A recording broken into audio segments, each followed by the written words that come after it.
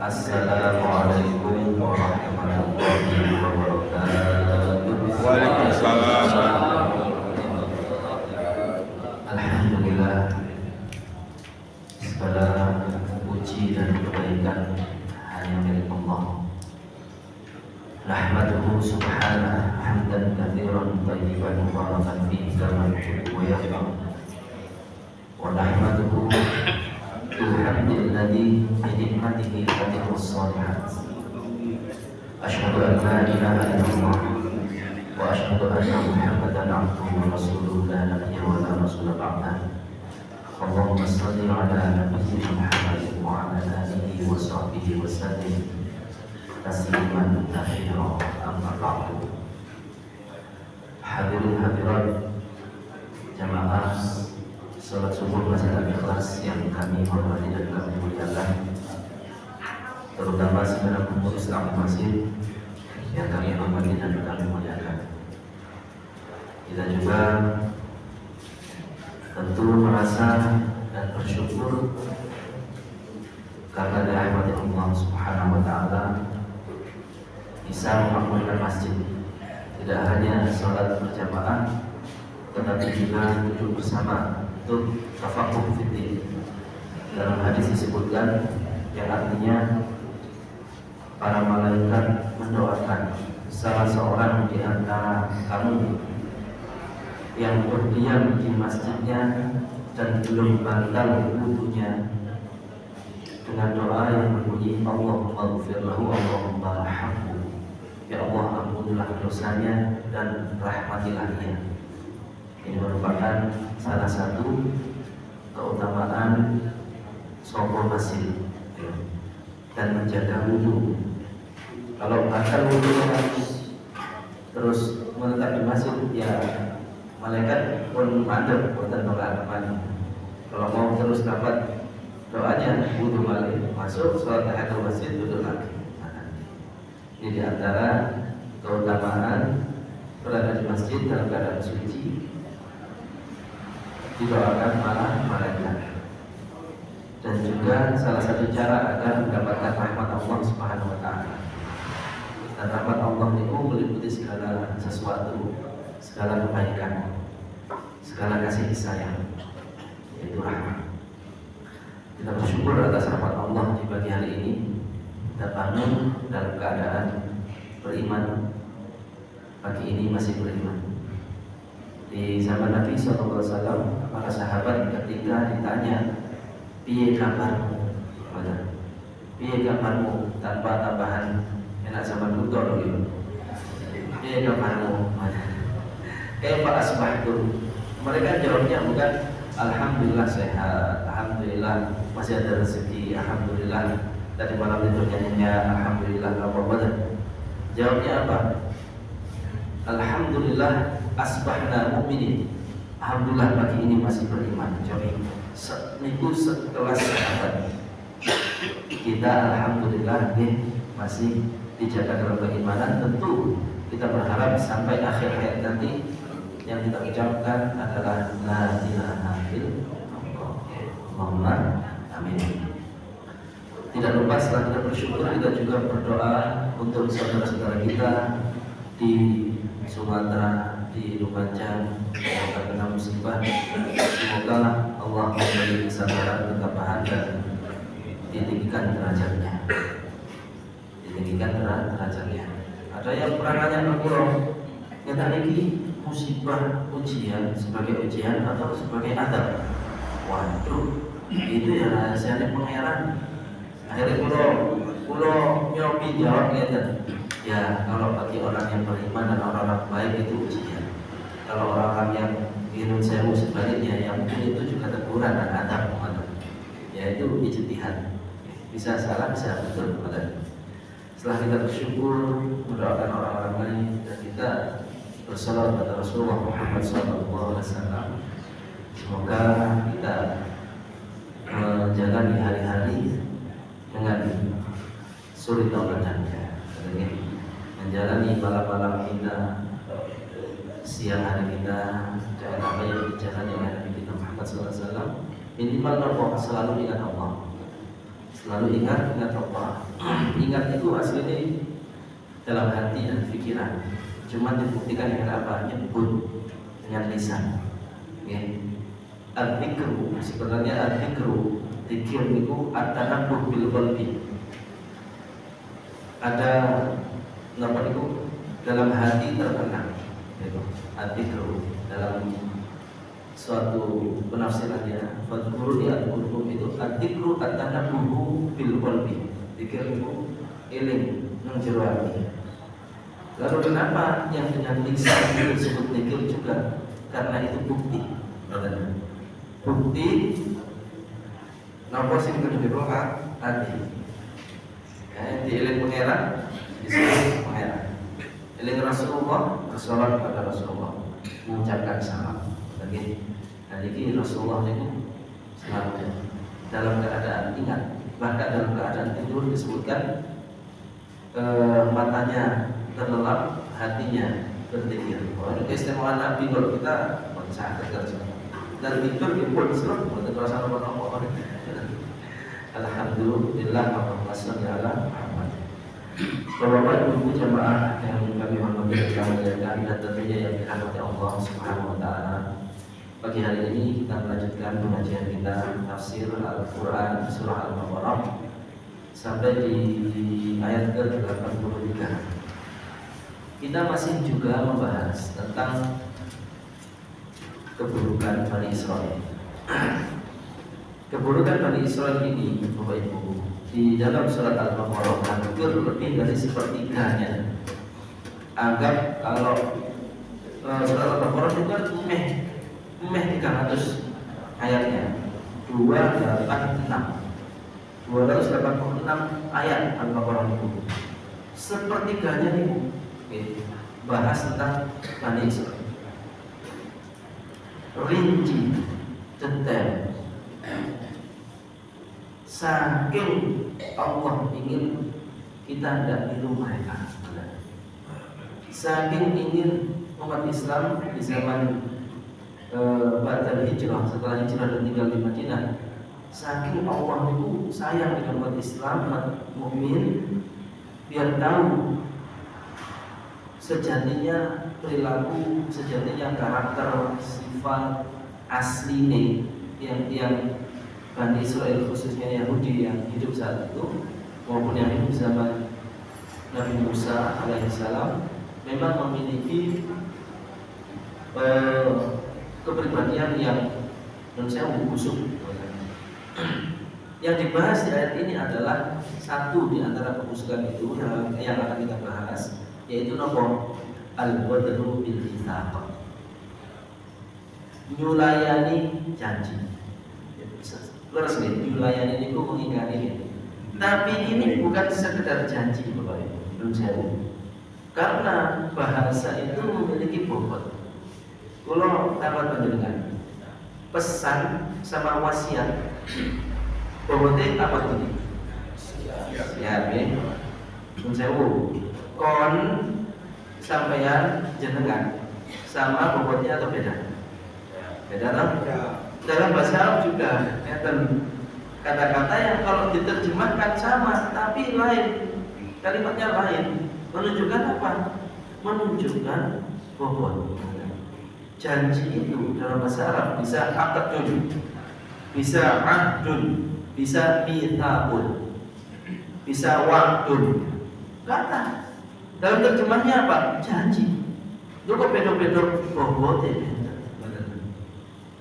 Kalau kita buka kamus bahasa Arab Indonesia, wa'dun janji, ahdun janji, aqdun janji, mitsaqun janji. Lalu kata, lah sami kon sampeyan jenengan di podo ayat ini ada kita, tapi beda di apanya?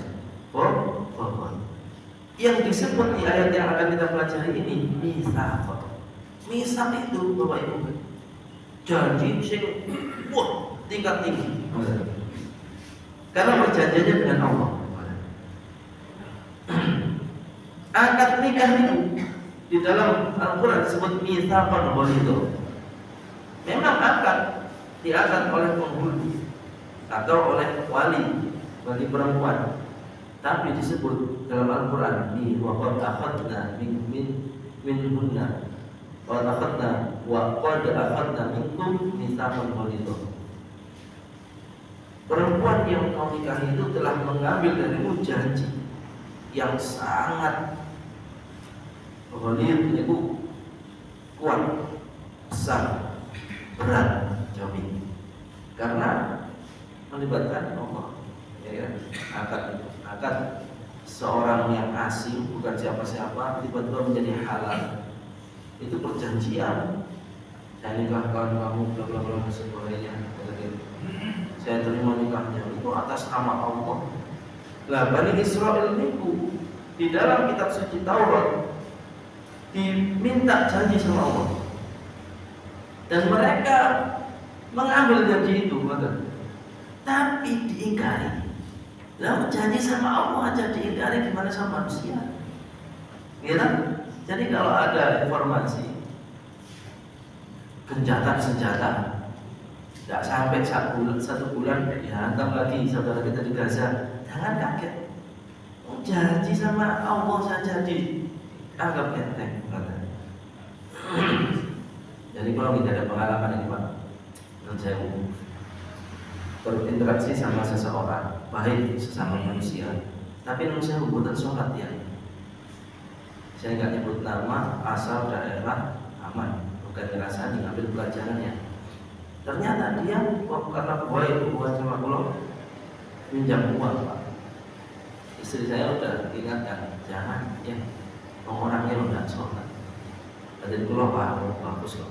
Karena saya memang kurang cermat, tidak mengindahkan peringatan dari istri saya. Betul Pak, 3 kali minjam, habis itu hilang, sama saya diblokir. Akhirnya saya sadar, iya ya. Lah Gusti Allah yang ditinggal, punya aku.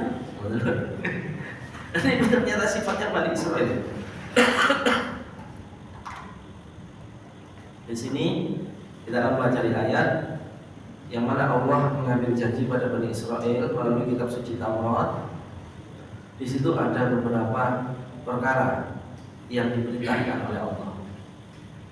Ternyata sama mereka diabaikan, ditinggalkan, kecuali sebagian kecil dari mereka. Artinya Allah itu ngiboten ngecap sedanten Bani Israil elek. Ini pelajaran penting bagi kita. Tidak boleh ke seseorang itu misal buruk, lantas 100% buruk, tidak mungkin. Saelek-elek ya wong mesti ana apik, saapik-apik ya wong mesti ana enak. Betul-betul. Artinya likulli syai'in masiyah, bahkan sampah loh punya kelebihan Pak. Sampah itu ketika ada bank sampah dan menjadi penghasilan. Betul ya? Padahal itu sampah. Betul. Masih ada nilai positifnya. Betul. Jadi kita mulai ayatnya, 1 ayat 83, karena ayatnya ini pembahasannya kalau di preteli, dirinci satu-satu. Kalau di ayat ini banyak pembahasan yang bisa kita ambil, tapi kita usahakan tidak terlalu sakit, tidak terlalu panjang. A'udzu billahi minasyaitonir rajim. Bismillahirrahmanirrahim. Wa idh akhadna mitsaqa bani Israila la ta'buduna illa Allah wa bil walidayni ihsana wa bil walidayni ihsana wa dhil qurba wal yatama wal masakin wa qulu lin nasi husna wa aqimus salata wa atuz zakata thumma tawallaytum illa qalilan minkum wa antum mu'ridun. Yang artinya, dan ingatlah ketika kami mengambil janji dari Bani Israil. Pertama, janganlah kalian menyembah kecuali Allah, dan berbuat baiklah kepada kedua orang tua, dan berbuat baiklah kepada kerabat dan anak yatim dan orang miskin, dan ucapkanlah ucapan yang baik kepada orang lain, dan dirikanlah sholat dan tunaikanlah zakat. Namun kemudian kalian berpaling dari janji tersebut, berarti melayani, kecuali sebagian kecil dari kalian dan sebagian yang lainnya membangkang. Ini kita bahas sedikit di sini. Ayatul guru hina akhadna ala aslafikum ya ma'syaral yahud al-ahda al-mu'akkada ghayat at-ta'kid Ingatlah, wahai yang disuruh ingat-ingat ini, pertama adalah orang-orang Yahudi di zaman Nabi, dan kita umat mukmin akan mengambil pelajaran. Allah Subhanahu wa taala merintahkan, ingatlah ketika kami mengambil janji dari orang-orang terdahulu, wahai orang-orang Yahudi. Berarti orang-orang real. Jadi kita akan hadirkan beberapa tokoh di zaman Nabi Musa dan di zaman Rasulullah dan di zaman minimal Abu Bakar yang juga menyalahi janji yang sudah ditetapkan oleh Allah Subhanahu wa taala. Yang mana al-ahda al-mu'akkada ghayat at-tauhid, perjanjian yang kuat, yang sangat berat, tidak main-main. Ingatlah ketika kami mengambil janji kepada nenek moyangmu, wahai Yahudi yang hidup di zaman Nabi. Di ayat ini kan sama Allah disampaikan kepada Rasulullah melalui malaikat Jibril, dibacakan pada umat Islam dan kepada orang Yahudi yang hidup di Madinah saat itu, biar taubat tujuannya, biar ingat dulu nenek moyangmu itu gara-gara mengingkari janjinya menjadi orang yang hina. Nah, saat ini kan kelihatan, kalau kita lihat di media sosial banyak sekali orang-orang yang dihinakan oleh netizen dikarenakan mengingkari janji atau menyalahkan atau menyalahi atau menyalahgunakan amanah yang diemban, amanah yang harusnya dijaga ternyata dianggap sebagai kekuasaan. Kalau sudah salah sudut pandang, salah pengertian amanah, jabatan itu amanah, dianggap suatu kekuasaan sehingga sebenarnya digunakan untuk kepentingan pribadi, memberi izin yang ilegal sehingga terjadilah apa yang terjadi. Ya, dihinakan meskipun secara kasat mata membantu bersih omai wong sekene banjir, angkat ini. Tapi apa respon netizen? Dihinakan sama dengan orang-orang yang di zaman Nabi Musa, Nabi Muhammad, Abu Bakar As-Siddiq dalam mengingkari janji, dihinakan oleh Allah, menyalahi amanah. La ta'buduna illallah. Janji pertama yang oleh Allah diminta, ditekankan kepada Bani Israel adalah bertauhid. La ta'buduna illallah, berarti menyembah hanya kepada Allah Subhanahu wa ta'ala. Ini juga janji Allah. Ini juga perjanjian antara kita dengan Allah. Kita setiap hari membaca asyhadu an la ilaha illallah. Coba ketika tahiyat akhir, ketika jawab adzan, ketika muadzin membaca asyhadu an la ilaha illallah, kita jawab apa? Asyhadu an la ilaha illallah. Kita bersaksi tiada Tuhan selain Allah. Kalau sudah bersaksi tiada Tuhan selain Allah, berarti itu janji. Kita berjanji mengikuti yang ditetapkan oleh Allah. Misal seseorang bekerja di suatu tempat, punya seorang atasan, ditanya, siapa atasanmu? Pak itu.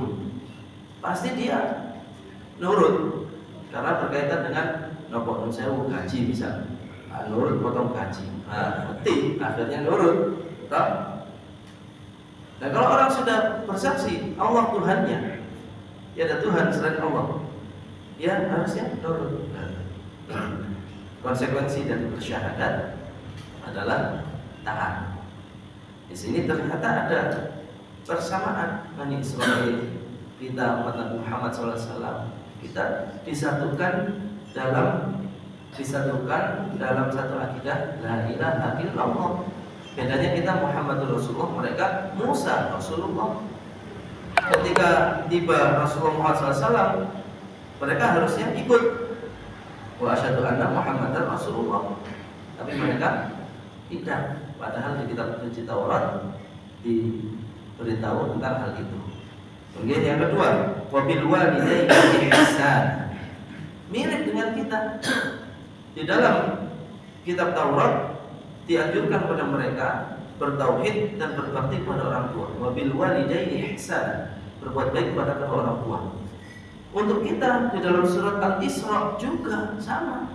Wa qadara rabbuka alla ta'budu illa iyyahu wa bil walidaini ihsana. Imma yablughanna 'indaka al-kibara ahaduhuma aw kilahuma fala taqul lahumā uff wa la tanharhumā wa qul lahumā qawlan karīmā. Itu untuk kita. Untuk Bani Israil ada juga sama poinnya, nopo bertauhid dan berbakti pada orang tua. Saking kedudukan orang tua kita ini unggul, tinggi, sangat luhur, sangat utama, baik perjanjian antara Allah dan Bani Israil maupun kita di ayat suci Al-Quran, setelah perintah menyembah Allah, perintah bakti orang tua. Bayangkan itu peletakan sesuatu itu kan memiliki makna. La ilaha illallah Muhammadur Rasulullah. Wah, setelah nama Allah, nama Rasulullah, berarti luar biasa kedudukan Rasulullah di sisi Allah. Dan jenengan misal ada acara hari jadi Mojokerto, jalan santai mulai dari lapangan Surat Jinawan, kursi VVIP, sini ditulisi kursinya wali kota, sini wakil, sini sekretaris, sini lu saya belum gunung pengen wali kota loh, bukan sembarangan orang. Jangankan duduk sampingnya, nama ditulis bersama orang yang terhormat saja, itu bukan sembarangan. Misal di banner bersama wali kota, Bupati Mojokerto dan ketua takmir masjid disebut namanya, itu berarti istimewa. Betul betul. Nah, perintah bakti kepada orang tua yang disampaikan oleh Allah kepada Bani Israil itu diletakkan setelah perintah menyembah Allah.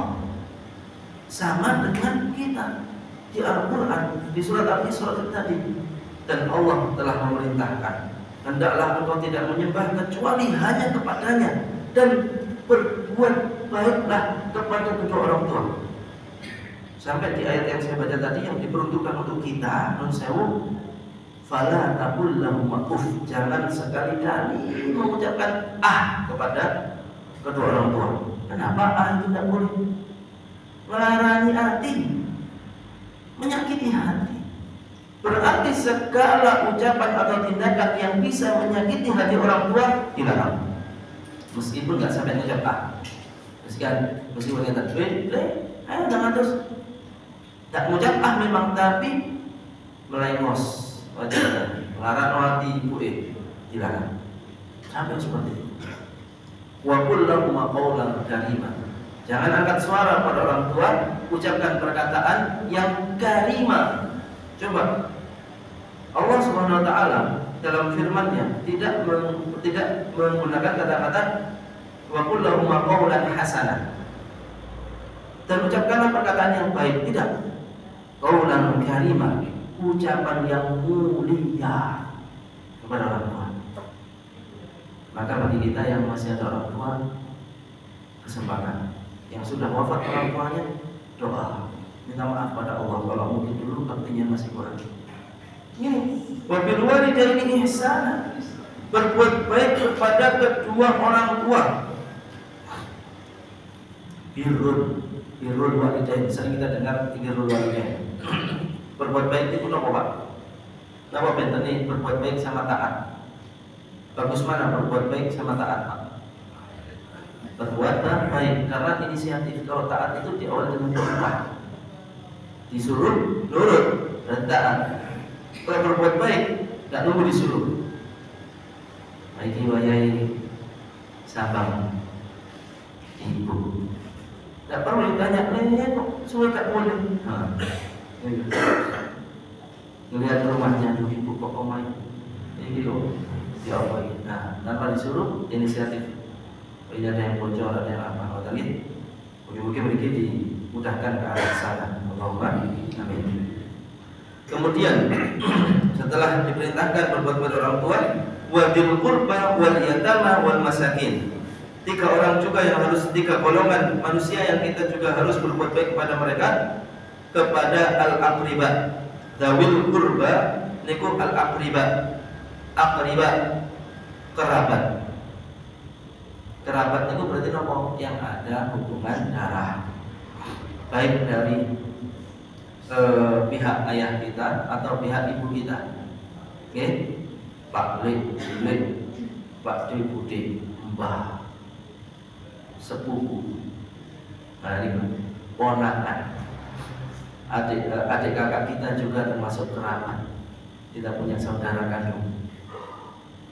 Misal bukan saudara kandung, saudara seayah, saudara seibu. Itu harus juga baik, loh. Sedangkan di Indonesia ini sudah kandung, kadang itu ada image kalau sudah bukan kandung hubungannya nggak baik. Misal ibu sambung, bapak sambung, itu perintah Allah harus terbaik. Perbesanan, mantu, moro sepah harus baik. Itu perintahnya Allah. Oke, jadi kita introspeksi saat ini bagaimana keadaan kita sebelum-sebelumnya, dengan besan, dengan mertua, dengan mantu, dengan sepupu, dengan ponakan, dengan adik kakak kita, dengan pak bude kita, pak bude kita, dikoreksi. Allah ternyata menjadikan itu hal yang utama. Oke? Jadi ini penting. Kepada juga al-yatama, anak-anak yatim, alladzina mata aba'uhum wa hum shighar, yang meninggal ayahnya ketika mereka masih kecil, belum dewasa. Itu anak yatim juga kita menyantuni. Wal masakin alladzina ajizu 'anil kasbi, dan orang-orang miskin yang tidak mampu mencari rezeki, tidak mampu bekerja. Kemudian wa qulu lin-nasi husna, dan ucapkanlah perkataan yang baik kepada orang lain. Coba kita lihat Bapak Ibu, di dalam ayat ini ada kesamaan sekali lagi nih, antara yang ajaran atau syariat atau akidah di zaman Nabi Musa dengan kita ternyata banyak kesamaan. Itulah kenapa Al-Quran itu dikatakan sebagai penyempurna, pamungkas, karena berkesesuaian, sesuai. Di sini ada hal penting, yaitu tentang ucapan. Ucapan, jangan sampai kita senjata makan tuan. Gara-gara ucapan kita mendapatkan kerugian. Lihat yang viral sekarang. Yang viral sekarang karena kan ucapan kita sekarang tidak hanya yang dari lisan, Pak. Dari tulisan, status WA, laporan-laporan itu juga ucapan. Yang ramai sekarang nomor itu Tumblr kan. Coba seberapa beritanya gitu. Itu yang viral karena kehilangan Tumblr di kereta api. Harga 300.000 nggak terima, sampai pegawai KAI-nya dipecat karena dianggap nggak benar-benar membantu mencarikan Tumblr-nya. Dia melaporkan, dia ini diviralkan. Tujuannya apa? Ya, mempertahankan hak, tapi berlebihan. Karena apa? Sampai menyebabkan orang kehilangan mata pencahariannya, dipecat dari pekerjaannya di KAI, Kereta Api Indonesia. Netizen bergerak, nyelatu. Ini akhirnya dibulilah orang yang melapor ini. Para Tumblr 300.000 sampai membuat orang dipecat dari pekerjaannya. Dibully orangnya, dibully keluarganya, dibully tempat kerjanya. Tempat kerjanya malu, dipecat juga orang itu akhirnya. Berawal dari apa Bapak Ibu? Tidak bisa jaga. Segala hal itu ditimbang Bapak Ibu. Dalam agama Islam itu Allah Subhanahu wa Ta'ala menjadikan perintah pertama dalam wahyu itu Iqra, bacalah. Bacalah itu bukan maca buku tok. Kalau maca buku tok, Rasulullah di Gua Hira tidak ada buku. Kalaupun ada buku, Rasulullah bukan orang yang pandai baca. Artinya baca itu pertimbangan. Nah, aku ini kok ya Allah gimana? Kalau aku begini akibatnya seperti apa? Ditimbang-timbang. dikendalikan, jangan mudah dikit-dikit emosional, update status, wah kena sendiri. Jadi kita ambil pelajaran. Wa qul linnasi husna, ini kita termasuk katakan perkataan yang baik. Kemudian di sini ada perintah juga yang mana disampaikan oleh Allah kepada Bani Israel dan juga pada kita umat Nabi Muhammad SAW. Namun ibu aqimus sholata wa atuz zakat, dan dirikanlah sholat dan tunaikanlah zakat. Ini dua rukun Islam yang sangat agung. Yang satu berkenaan dengan ibadah badan, yaitu sholat. Yang kedua zakat, ibadah harta. Ini tidak boleh dipisah, ya? Tidak boleh dipisah. Artinya kalau wajib zakat, ya ditunaikan zakatnya. Saya tadi di awal walaupun menjanjikan akan menghadirkan beberapa tokoh di Bani Israel yang sangat fenomenal di zaman Nabi Musa, yang juga menyalahi perjanjian kewajiban zakat ini. Korun. Sebenarnya kisahnya Korun awalnya kan pedagang di pasar, tapi sederhana saja perdagangannya. Lah kok nyuwun ditemokno Nabi Musa. Tungguin Nabi mesti mustajab. Nabi, tolong aku taala cek. Dagangan ini luar biasa. Wis gak usah ngene wis cukup. Mustah. Maksa diingatkan Nabi Musa. Tapi lek awakmu berhasil coba lagi zakate. Ya, aman, siap. Didoakan Nabi Musa. Singkat cerita, kaya raya, menjadi orang yang paling kaya raya. Dalam Al-Quran disebutkan bahkan untuk membawa kunci-kunci peti hartanya itu harus dibopong beberapa orang yang mekan. Kunci ini tok, Pak. Belum hartanya kata untung ini buatan tentang KPK. Tapi asli niku buatan korupsi, memang Allah beri karunia. Tapi ketika ditarik zakat, dia tidak mau. Dia berkata, innama utitu ala ilmin indi. Aku supaya ngene iki soalnya aku pintar. Aku seperti ini karena aku berilmu, pandai berdagang, pandai mengatur keuangan, pandai berinvestasi, pandai mengembangkan. Lupa dulu bukan siapa-siapa. Ada istilah dalam bahasa Indonesia, jangan menjadi seperti kacang yang lupa pada kulitnya. Jangan lupa akar rumput dulu asalnya begini ya Allah. Oke, akhirnya dihukumlah Korun ini dengan ditenggelamkan ke dalam bumi sehingga menjadi istilah harta karun. Nemu harta karun. Soalnya harta Korun itu. Oke, di zaman Rasulullah terjadi taklabah. Punya kain itu cuma satu yang bisa buat tutup aurat. Habis salam, sholat langsung pulang. Ditanya sama Rasulullah, "Lah mesti kesusuai." Langsung celing, mari salam langsung lencing berarti ini. Niki gantosan kali istri kula kaine. Lek boten nutup sempurna aurat istri kula dalam salat. Ngoten akhirnya minta didoakan kepada Rasulullah agar jadi orang yang kaya raya, dikandani wis gak ngene lho apik. Boten Rasul Rasul. Tapi ojo lali zakat. Aman. Singkat cerita, punya kambing satu lembah itu di kampungnya dia. Ketika kalau kambing itu kalau tidak salah dalam ilmu zakat itu fikih zakat 40 ekor, zakatnya 1 ekor. Ketika punya 40 ditarik 1, sip. Nah kalau 4.000 berarti berapa zakatnya?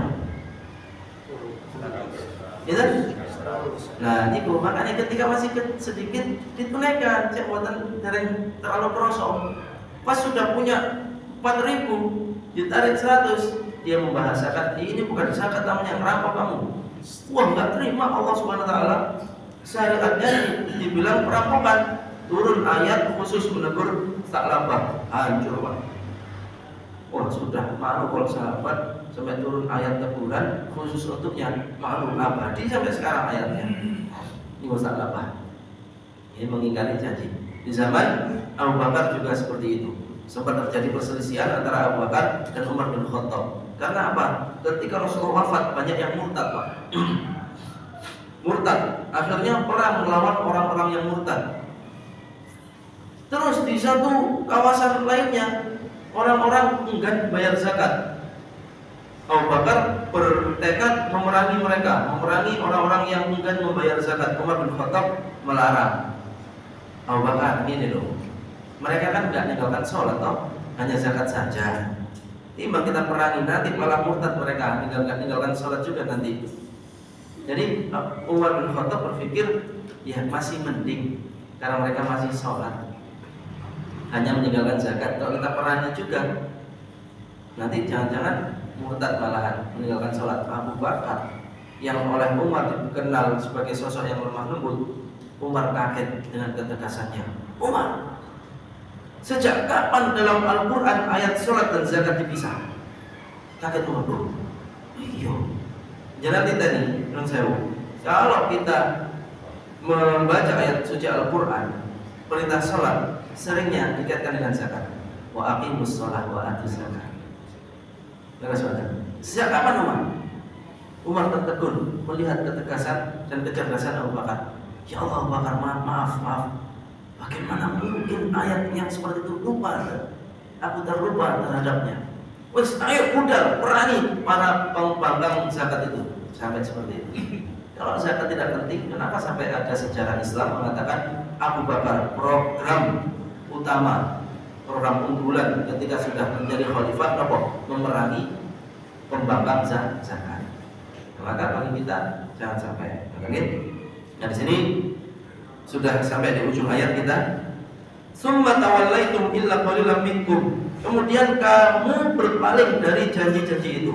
Bertauhid, bakti orang tua, kerabat, orang anak yatim, orang miskin, berkata baik, sholat, zakat.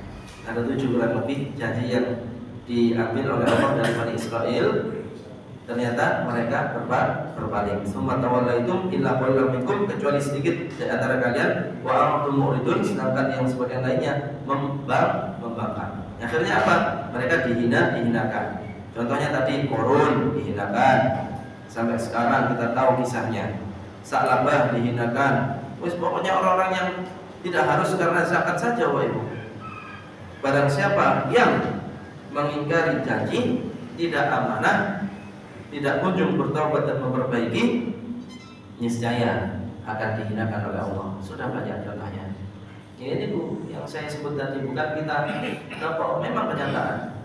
Niat baik bantu korban bencana alam, malah dihujat netizen.